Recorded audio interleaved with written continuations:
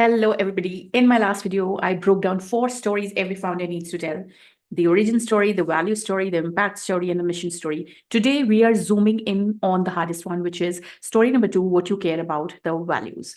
Why? Because data shows 89% of the customers favor brands that share their values. But how do you share your values without oversharing your personal life as a personal brand? And how do you show you're human without looking unprofessional at all? I am going to teach you a tool or an activity I used, and I call it the off duty audit. This is the master list of safe, high impact topics you can talk about that have nothing to do with your revenue, but everything to do with your trust. So let's start. Before we get to the list, let me give you an example of a branding expert or marketing expert I know. She runs a massive marketing brand. She posts incredibly smart tips about copywriting. But do you know what gets her the highest engagement? Her dog. A golden doodle, which has a real name. He's a real character. Why? Does the dog teach marketing? No. But the dog went through a traumatic accident and she shared the journey of nursing her back to health. That showed her audience that she's empathetic, patient, resilient. It proved she was a whole and a complete person, not just a marketing machine. And as a founder, you need to find your dog, your character. You need a bridge that connects you to the people who don't understand your code, but understand your character. So come on, let's grab a pen and paper. We are going to audit your life right now and bring that character, that activity, that thing out, right? Category 1, which I've categorized it into a few categories, which is, let's start with category 1, which is the maker interest. If to simplify it, it's tactile versus digital. So most of us work in the cloud. Our work is invisible. To balance that, you need to show you can build things in real world. This proves you have patience and craftsmanship. So the audit list can include any of this: cooking or baking, gardening, woodworking, Legos or modeling, painting, and any sort of this activity. And the founder's pin here, how you can use this is like if you choose any one of this, and you should actually be doing this. It's not that you have to pick this up. You should be really interested in one or any of this activity, or it can be other activity too. This is just an example list. So, and how to post this if you identify. So, for example, do not just post a picture of bread saying yum. That's Instagram 2015. Connect it to your founder mindset. Now, let me give you an example. I spent 4 hours baking this sourdough. Coding is abstract. I can't touch it. Baking is chemistry. I follow the rules and I get a result. This is how I reset my brain after a week of chaotic product launches. That is how you infuse your interest to your content. And it is more relatable than your generic poster that you will be making.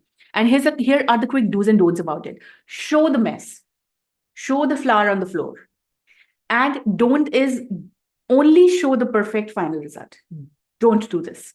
We relate to the struggle of making it, not just the perfection.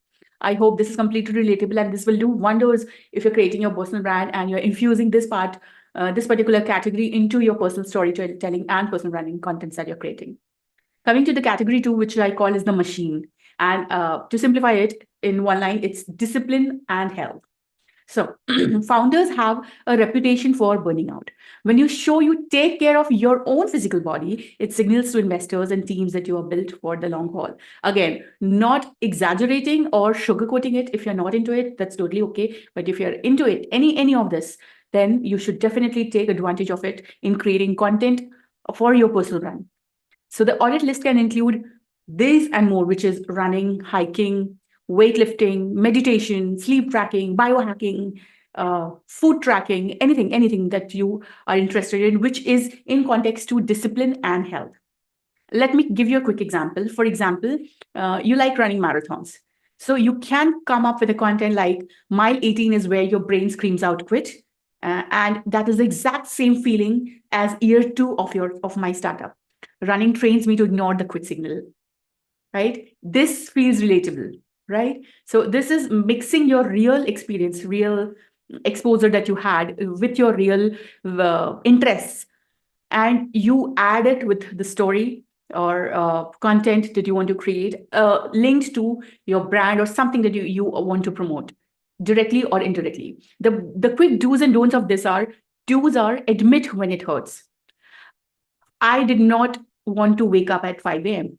So you have to admit it. If that was a real uh, thing that happened, that at 5 a.m. you were not feeling like getting up and you woke up, admit when it hurts. And don't just turn into a gym bro.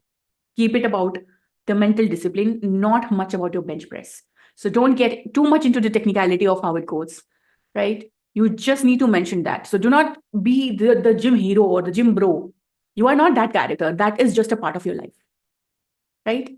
So this will make a huge difference. Let's move to category 3, which is called the library, which is intellectual curiosity, right? This is my favorite. What do you consume? This tells your audience how you view the world.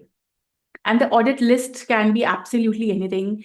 For example, some series that you're watching, history books, sci-fi novels that you're interested in, biographies, autobiographies, specific podcasts you are listening to, people you have inspired from, right? So let me again give you an example. This is very simple, basic. Your interest of things, contents, books, podcasts, videos, anything that you like consuming influences you, your personality, and your character directly. And that needs to be a part of your content, right? So the example of it is, for example, if you love reading sci-fi, and you can come up with a post which says, I don't read sci-fi to escape, I read it to prototype the future.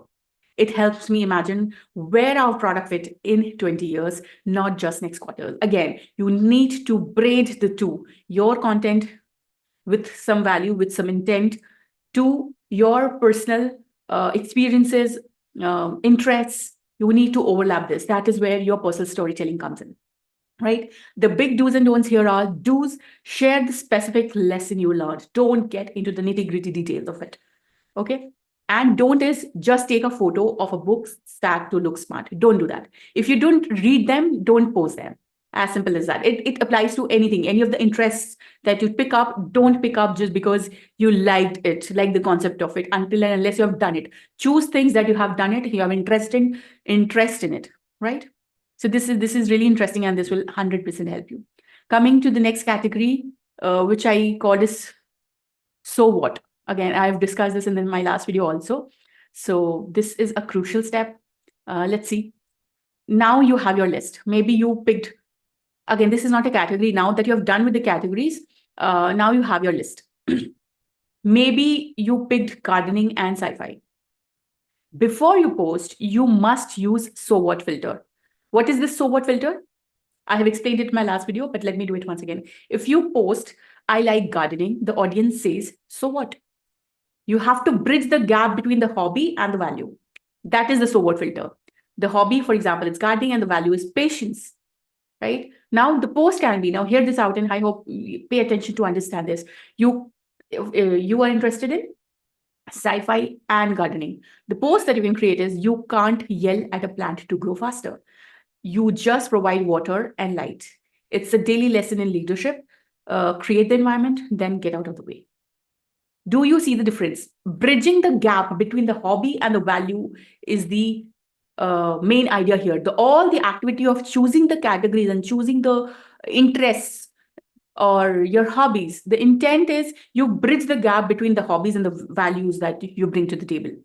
Because if you go through the post once again, which I just told a minute back, you can see the difference. One is a hobby, the other is a leadership philosophy disguised as a hobby, right? So the difference should be clear. If you have this clarity, your posts are gonna sound very, very real, authentic, and you will feel like a real human, right? And before winding up, here's your homework. I want you to pick 2 things from this off-duty list, at least 2. It can be 3, whatever, if you feel like. One can be a creative thing, that is the maker, and one thing can be the machine. Next time you feel the pressure to post something smart on LinkedIn or any social media platform, stop. Post about one of them instead. Apply the so what filter, right? Watch what happens. I guarantee you will get more DMs from people saying, I needed to hear that, than you will ever get from sharing your Q3 or Q4 revenue updates.